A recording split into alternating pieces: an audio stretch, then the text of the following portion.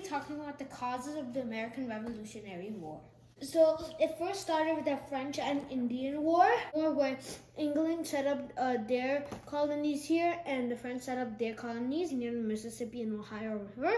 They both had a disagreement who owns this land. France said that they own the land, but English said that they own the land. And after a big fight, the England were able to claim this land. They also claimed Canada in this dispute of land. But the Native Americans that were supporting the French kept on attacking the British. And the British were already in debt due to the war, and the Native Americans started attacking the English settlers, and the king had to send English soldiers to protect the English settlers, and that costed money. So their debt was going even bigger. So the King George made a line called Proclamation Act in 1763, where no English settlers are allowed to cross this line. And then the English settlers said that we fought for the war, why could we not cross it? So the king deployed a lot of soldiers, and he had to pay them, so he started taxing. Soldiers were deployed near the Appalachian Mountain, where the proclamation was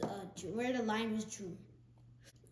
Now we're gonna go to the Sugar Act in 1764. This was not so sweet tax act. So they started taxing the colonists on sugar, and the colonists not really want to be taxed on sugar. And so they started protesting, saying that you cannot tax us. The settlers were already paying taxes for a colonial government, and they did not want to be taxed on sugar by the British. And this tax act was passed by the Parliament in British, and none of these colonial people were representing in the Parliament. They started protesting, saying no taxation without representation. And here's a glimpse of the sugar. Okay, next we're going to go in 1765. They introduced the Quartering Act, where the Parliament decided that all the soldiers that fought in the French and Indian War should be staying in the settlers' home. And the settlers should provide them quarters. Also in the same year, 1765, the Parliament introduced the Stamp Act. It meant that any printed paper, like newspaper or deck of cards, they will be taxed.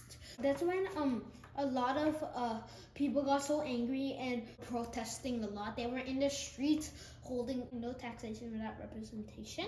That's when some of the protesters formed a group called the Sons of Liberty. They told everybody that not to buy these things. If you buy them, then you're just going to get taxed. And they also formed something called the Daughters of Liberty, where would take cotton and make clothes, and they would help provide the other settlers too. These people got so angry that they also threatened the tax collectors who were collecting the tax. So the British decided to stop this for 1 year, but then they introduced the Townshed Act, which means that they would be taxed glass, leather, tea, paper, and etc. And that's when the Sons of Liberty came again, and they started telling people not to buy these. And the people stopped buying these goods, and it lasted for 3 years until the rich merchants were in loss. They were in loss due to the colonists not buying. So they told the Parliament that please remove the Townshed Act and do not tax the colonies. The Parliament said okay, because they wanted the rich people's taxes. They said that they would remove it except for tea. The reason why they did not remove tea is because they wanted to show that the king and the Parliament were in power and they were in charge of everything. But no one was buying tea. Instead, they were smuggling it from the Dutch people, and even the British tried making the tea cheaper. The colonists just kept on buying tea from the Netherlands, which was even more expensive. The reason why they did not buy the British tea is because they wanted to show the Parliament that they don't want to pay tax. So, and that's when the king decided to send 1,000 soldiers to Boston.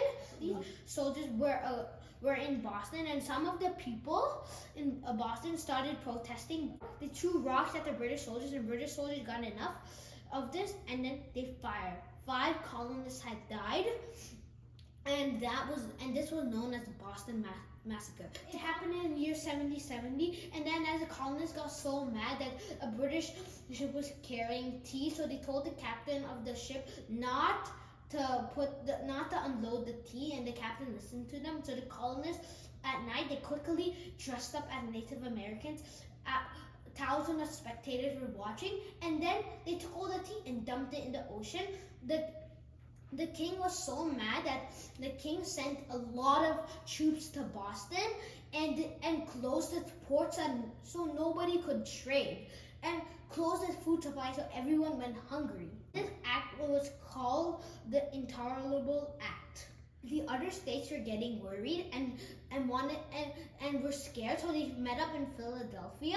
George Washington, John Adams, Thomas Jefferson came much later, like Benjamin Franklin and others would come. So all the colonists except for Georgia came, and then they were talking about this Intolerable Act in Boston about all the taxation. They decided to send a note to England saying that they said that a declaration of rights. That means that to all Englishmen have rights. Declaration of rights, they listed that the Parliament were being unfair because after the French and Indian War, they started taxing everything. They also decided to stop sending goods to the British until the Intolerable Act is removed. Colonists were also told that they should form a militia, a separate army, so they could fight with the British if needed. And this first meeting held in Philadelphia is called the First Continental Congress in 1774. And after this, all the colonist people started thinking about they're not just colonists, they're one country, and that country is America. This is the causes and road to the American Revolutionary War, and here's my diorama.